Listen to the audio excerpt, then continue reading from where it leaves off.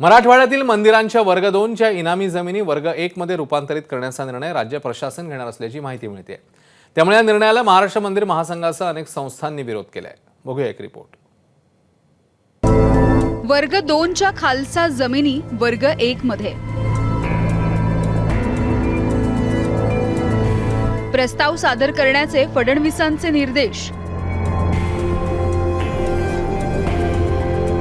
मंदिर महासंघासह अनेक संघटनांचा विरोध। मराठवाड्यातील मंदिरांच्या वर्ग 2 च्या इनामी जमिनी वर्ग 1 मध्ये रूपांतरित करून भोगवटाधार अथवा कब्जेदार यांच्या ताब्यामध्ये कायमस्वरूपी मालकी हक्काने देण्याचा निर्णय सरकारने घेतलाय। तसं ट्विट उपमुख्यमंत्री देवेंद्र फडणवीसांनी केलंय।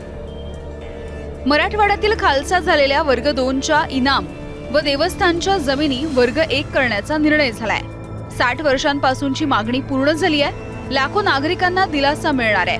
मंत्रिमंडळाच्या बैठकीमध्ये प्रस्ताव सादर करण्याचे निर्देशही देण्यात आलेले आहेत। हा निर्णय नेमका काय आहे बघूयात। मराठवाड्यामध्ये 13,803 हेक्टर मदतमाश जमिनी आहेत। मदतमाश जमिनींच्या हस्तांतरणासाठी 5% दराने नजराणा दिला जातो।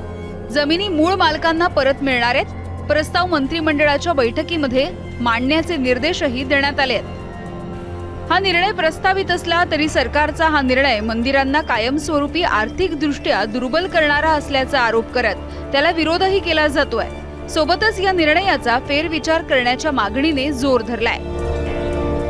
भीती आम्हाला अशी वाटते, अनेक मंदिरांना भीती अशी वाटते की मग आमच्या एकूण ज्याला आपण म्हणतो उपजीविका किंवा मंदिरांचं काम करण्याचं जर सोयच नाही राहिली तर आमचे मठ मंदिर चालतील कसे, किंबहुना त्या बंद पडतील की काय, अशी भीती अनेक मंदिरांना वाटते आहे। म्हणून याचा विचार शासनाने करावे अशी मंदिरांच्या वतीने आमची भूमिका आहे। मंदिरांचं आर्थिक व्यवस्थापन असेल, मंदिरांचा या ठिकाणी सुव्यवस्थापन असेल, यात्रा उत्सवातलं सगळं व्यवस्थापन असेल, यासाठी या माध्यमातून येणारं उत्पन्न वापरलं जात होतं। सर्वोच्च न्यायालयाने सुद्धा एक निर्णय दिलेला आहे की मंदिरांच्या अशा इनामी जमिनी कुठल्याही स्वरूपात कोणालाही विकता येणार नाहीत। असं असताना सुद्धा महाराष्ट्र शासनाचा विचाराधीन असलेला हा निर्णय म्हणजे या सर्वोच्च न्यायालयाच्या विरोधातलाच निर्णय आहे।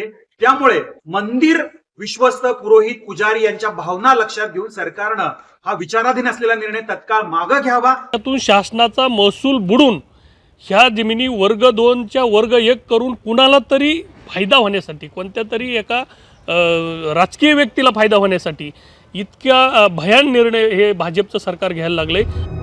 इनामी जमिनींबाबत निर्णय प्रस्तावित केला असला तरी त्याला होणारा विरोध बघता सरकार आता काय भूमिका घेणार हे बघणं महत्त्वाचं आहे। अल्पेश करकरे, एबीपी माझा।